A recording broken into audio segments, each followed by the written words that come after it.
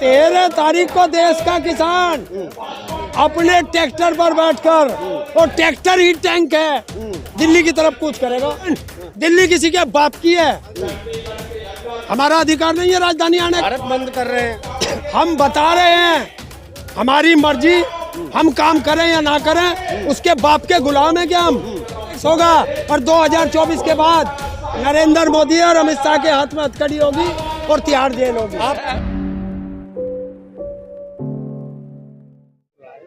आप राम की बात बहुत हो चुकी, राम की बात हो चुकी, अब काम की बात भी कर लो। अरे शिक्षा पे बात करो, स्वास्थ्य पे बात करो, महंगाई पे बात करो, बेरोजगारी पे बात करो, किसानों के मुद्दे पे बात करो, कर्मचारियों की पुरानी पेंशन पे बात करो, हिट एंड रन पे बात करो। इन पे बात नहीं कोई भी करता। आपको तो बोल रहे हैं आंदोलन जीवी, आप जैसे चुनाव आता है आप धारणा करने लगते हैं। हर तीसरे महीने थारा चुनाव हो तो क्या रोटी खाना छोड़ दें, खेती करना छोड़ दें? ये किसान है, ये दिल्ली में भी रहेगा, ये खेत में भी रहेगा और ये अपनी वोट की रखवाली भी करेगा। अब भारत बंद कर रहे हैं, उससे क्या मिलेगा आपको?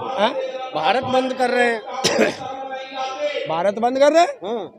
हम बता रहे हैं हमारी मर्जी, हम काम करें या ना करें उसके बाप के गुलाम है क्या हम? तो सरकार के कामों में दखल दे रहे हैं ना। सरकार हमारे काम में दखल क्यों दे रही है? हमारी एमएसपी गारंटी कानून क्यों नहीं देती? मान तो ली थी ना आपकी बातें। कहाँ मान ली? लास्ट टाइम मानी थी और उसी से तो मुकर गई, तभी तो 13 तारीख को दिल्ली कूच हो गया है। 13 तारीख को देश का किसान अपने ट्रैक्टर पर बैठकर, और ट्रैक्टर ही टैंक है, दिल्ली की तरफ कूच करेगा। तो दिल्ली की जनता परेशान न होगी? कौन? दिल्ली की जनता ना। क्यों? दिल्ली की जनता तो आप परेशान हो रही, तुमने बैरिकेड लगवा दिया। हाँ, तो उधर बीजेपी वाले प्रोटेस्ट कर रहे हैं। और सुन, दिल्ली किसी के बाप की है, हमारा अधिकार नहीं है राजधानी आने का। और एक काम करो, ये जितने नेता बैठे हैं इन्हें दिल्ली से बाहर कर दो, हम वहां चले जाएंगे। हम सरकार से अपना एमएसपी का गारंटी कानून लेने आ रहे हैं। अच्छा, हम कह रहे हैं कि भारत को WTO से बाहर करो। तो चाहते हैं कि आप ऐसा चीज कहना चाह रहे हैं कि नेताओं के लिए अलग आइलैंड बना दो, उनको वहीं घेरेंगे, जनता भी परेशान नहीं। हाँ, बनाओ। हाँ। बनाओ। तो क्या लगता है माहौल क्या है? एक तरफ ईडी की कार्रवाई चल रही है। देखिए, सरकार के पास कुछ नहीं बचा, अपनी उपलब्धि बचाने का कोई सरकार के पास नहीं है बताने के लिए।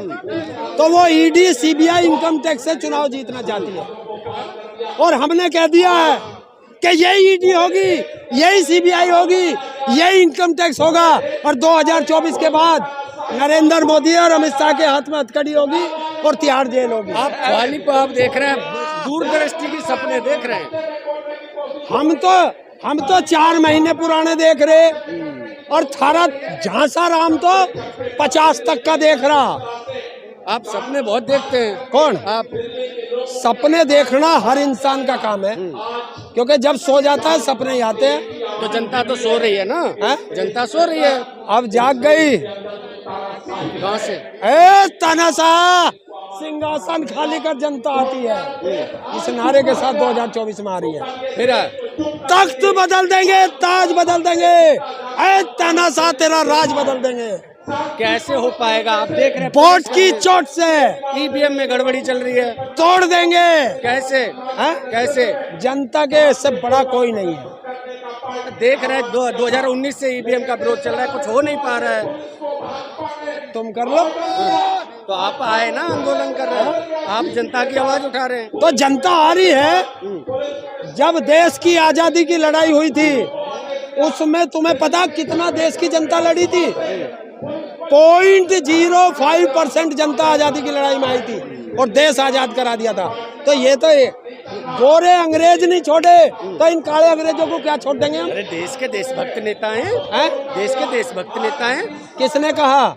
देश के गद्दार नेता हैं, सारे देश को बेच करके खा गए। देश हित में कर रहे हैं क्या ये जो काम कर रहे हैं? नालायक बेटा अपने बाप की संपत्ति बेचता है। और लायक बेटा अपने बाप की संपत्ति को बढ़ाता है। तो लायक बेटा वो भी तो होता है बाप की पुरानी संपत्ति को बेच के नई संपत्ति खड़ी करे। बता कौन सी खड़ी करी? एक इंडस्ट्री बता दे जो लगाई हो। राम मंदिर बना तो दिया, जो इंडस्ट्री में आवे रोजगार मिलेगा ना। क्या मिलेगा उसमें? घंटा बजाएगा। SC ST OBC एक भी पुजारी नहीं होगा। SC ST OBC को एक भी दुकान नहीं मिलेगी। और हो तो चाहते क्या हो? हैं? चाहते क्या हो? चाहते क्या? जो वादा किया, जो संविधान की शपथ लेके जनता के लाल किले से वादा किया, वो वादा पूरा करा दे, मैं मान जाऊंगा। बोला तो था जो वादा किया वो पूरा किया, वो राम मंदिर बना दिया। किसान फिर वही मंदिर पे जा रहा। अरे मंदिर जनता के तो मुद्दे वही है ना। सुनो, राम की बात हो चुकी, अब काम की बात कर ले। राम की बात हो चुकी, काम की बात कर ले। शिक्षा पे, स्वास्थ्य पे, बेरोजगारी पे, महंगाई पे, महिला सम्मान पे, किसानों की MSP पे और पुरानी पेंशन पे, हिट एंड रन पे, इन पे बात करना आके। तो कल बजट में बोला तो है मोदी जी ने क्या? कि महिलाओं को जो है ना आंगनवाड़ी महिला सम्मान देंगे, उनको पैसे देंगे, खाते में पैसे जाएंगे। बहुत अच्छा बजट है। 10 साल से क्या कर रहा था? ये अंतरिम बजट है, समझ गया? ये 3 महीने का बजट है, 4 का। तो लोहा बनाए ना, गैस बढ़ा दी है? गैस का पैसा बढ़ा दिया। तो बताओ अब क्या करेगा? एक सवाल बहुत ज्यादा जोरों पर है, चाहता हूँ कि किसानों का जो मुद्दे हैं वो कभी सॉल्व नहीं हो पाए, चाहे वो बीजेपी की सरकार हो चाहे कांग्रेस की। तो क्या लगता है किसानों की जिंदगी ऐसे ही चलती रहेगी? किसानों की जमीन लूटने का प्रोग्राम है, किसानों को मजदूर बनाने का प्रोग्राम है। और देखिए, कोई भी तानाशाह हो, वो देश की जनता को गुलाम बनाकर राज कर सकता है। अगर देश की जनता पढ़ लिख ली तो वो सत्ता से सवाल करेगी। और पढ़े लिखों पे राज नहीं किया जाता, राज हमेशा अनपढ़ों पे किया जाता है। एक और बात है, लोग कह रहे हैं कि ये सरकार तानाशाह है। कैसे तानाशाह है? चंडीगढ़ का उदाहरण तारे सामने, इसे तानाशाह कहते हैं। कैसे है? वो तो कह रहे हैं कि हमने उसमें टिक लगाए थे, गड़बड़ आपने गलती आपने की, हमारी गलती बता रहे हैं। किस अधिकारी को आदेश है टिक लगाने का? और टिक ऐसे लगता है, ऐसे इतनी देर तक एक पे सिग्नेचर कुछ लिखना, कैमरे पे कैद है। तो एक तरफ कह रहे हैं आप EVM से चुनाव होना चाहिए। सुनिए, उसको अधिकारी किसने बनाया? जब वो एक राजनीतिक पार्टी का कार्य करता है। एक मेरे पास अभी एक रिपोर्ट है, खुलासा है, थोड़ा सा मैं आपको दिखा रहा हूँ और मैं लेके भी आया हूँ आपके सामने। और मैं अभी आपको एक चीज दिखा रहा हूँ जिसमें मजा आएगा। ये आप एक पोस्टर देख रहे हैं जिसमें दिखाया जा रहा है जो यहाँ का प्रेस वहाँ का जो चुनाव अधिकारी था जिसने ये वोट कैंसिल किया था, उसका वो फोटो है, आप देख रहे हैं। ये बीजेपी का व्यक्ति है और ये यहाँ से दिखाई दे रहा है। क्या कहेंगे ताऊ, ये जो फोटो दिख रहा है?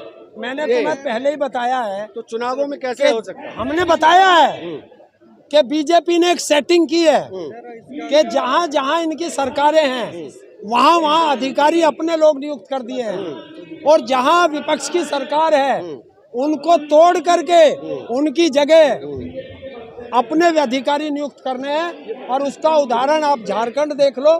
झारखंड के मुख्यमंत्री को खत्म कर दिया और अगला मुख्यमंत्री दिल्ली का नंबर दिल्ली का है, फिर पंजाब का है, फिर जो है उसको तेजस्वी को जेल भेजना है, फिर स्टालिन पे नंबर है, उधर जो है उस पे क्या नाम, शिवसेना के उद्धव ठाकरे का लड़का है, शरद पवार का नाती है। तो ये घोषित इमरजेंसी है। घोटाले करेंगे तो जेल न जाएंगे, घोटाले करेंगे तो जेल न जाएंगे। बिल्कुल, मैं किसी घोटालेबाज का समर्थन नहीं हूँ। जो घोटाला करे उसको जेल में भेजो। हेमंत बिस्वा कौन से मंदिर का पुजारी है मुझे बता दियो। नारायण राणे कौन से मंदिर का पुजारी है। अजीत पवार कौन से मंदिर का पुजारी है, जिस पे देश का प्रधानमंत्री ने कहा कि 70,000 करोड़ के घोटालाबाज है। तो 4 दिन में वो कौन से मंदिर का पुजारी बना दिया, मुझे बता दो। ईडी है। आपने बोला है कि वॉशिंग मशीन में कुछ हुआ है, ऐसा सुनने में आ रहा है, लोग कह रहे हैं। यही तो है। देखिए, ईडी को एक आदेश दिया गया है, शहंशाह का आदेश है कि या तो इधर आ जाओ या जेल चले जाओ। तो हेमंत बिस्वा, वो क्या नाम है उसका, हेमंत सोरेन। हेमंत सोरेन पता कौन है? हेमंत सोरेन किसानों के उस महान नेता का वंशज है, जिसको लोग पूजते हैं, बिरसा मुंडा जी, हम भी प्रणाम करते हैं, उसका वंशज है। वो अंग्रेजों के सामने नहीं झुका और ये काले अंग्रेजों के सामने नहीं झुका। सुधीर चौधरी जो आज तक के बहुत बड़े पत्रकार हैं, उन्होंने हेमंत सोरेन के खिलाफ बोला था कि अब हेमंत सोरेन किसी जंगल में जाके रहने लगेंगे, या तो देश छोड़ के चला जाए या झारखंड छोड़ के चला जाए। ऐसे हेमंत सोरेन के बारे में तिहाड़ी बोल रहे, जो पहले घूस के मामले में जेल जा चुका है। देखिए, तिहाड़ियों के बारे में कोई बात ना करें। नहीं तो एक और उस तिहाड़ी को पत्रकार कहकर तुम पत्रकारिता का अपमान करते हो। जो व्यक्ति खुद रिश्वत लेके और 21 दिन तिहाड़ की रोटी खा के आया हो, जो चाटुकारिता करता हो, वो पत्रकार नहीं हो सकता। लेकिन उस वक्त मुकदमा दर्ज हो गया, जेल जाने की तैयारी है। किस पे? सुधीर चौधरी की। हेमंत सोरेन ने करवा दिया। बहुत अच्छा किया। SC एक्ट में हुआ है। वहाँ की पुलिस को 1 मिनट में पकड़ के और ऐसे का पिछवाड़ा अगर लाल कर दे तब आएगा मजा। लेकिन मीडिया आज तक चला रहा है कि बहुत गलत किया है FIR करके। आज तक किसका है? यही तो दलाल हैं। मैं दलाल कहता हूँ, ये दलाल लोग हैं और दलाल को दलाली कर रहे हैं। तुम देखना 24 में जब सत्ता बदलेगी, ये दलाल कैसे बदलते हैं, सबका हिसाब होगा। एक सवाल है लास्ट मेरे तरफ से है कि एक तरफ आप कह रहे हैं कि बैलेट पेपर से चुनाव होना चाहिए, EVM बैन होनी चाहिए, लेकिन पंजाब का चुनाव बैलेट पेपर से था, जिसमें टिक लगा के रद्द कराया गया, वहाँ EVM से नहीं था। लेकिन आप कह रहे बैलेट पेपर से, तो निष्पक्ष चुनाव तो बैलेट पेपर से भी नहीं है। जनता बैठ जाएगी। देखिए, जनता है, जनता भारत की सर्वोपरि है। अगर लोकतंत्र है तो लोकतंत्र में जनता की बात सुनी जाती है, और अगर जनता की बात नहीं सुनी जा रही तो लोकतंत्र यही खत्म हो गया ना, तानाशाह का राज हो गया। ये तो आपके सामने प्रत्यक्ष को प्रमाण की आवश्यकता नहीं है। तो जो संविधान प्रेमी है, जो लोकतंत्र प्रेमी हैं, जो देशभक्त हैं, उन सबको एक साथ आकर के इस तानाशाह का मुकाबला करना पड़ेगा, सड़कों पे आना पड़ेगा। मैं सबसे कहता हूं कि तुम राजनीतिक पार्टियां दोबारा खड़ी कर सकते हो, लेकिन देश से अगर एक बार संविधान चला गया तो तुम दोबारा उस संविधान को नहीं ला सकते। तो फिर उधर बीजेपी वाले भी तो प्रदर्शन कर रहे हैं इनके घोटाले के खिलाफ। प्रदर्शन करना सबका अधिकार है, उसी संविधान ने दिया है। जिस दिन मनुस्मृति लागू हो गई, फिर तुम्हें प्रदर्शन करने का भी अधिकार नहीं। देश की जनता, SC ST OBC माइनॉरिटी, गुलाम हो जाओगे, गुलाम। खबरों में बने रहने के लिए फोरम 4 को सब्सक्राइब करें और नोटिफिकेशन पाने के लिए बेल आइकन दबाएं।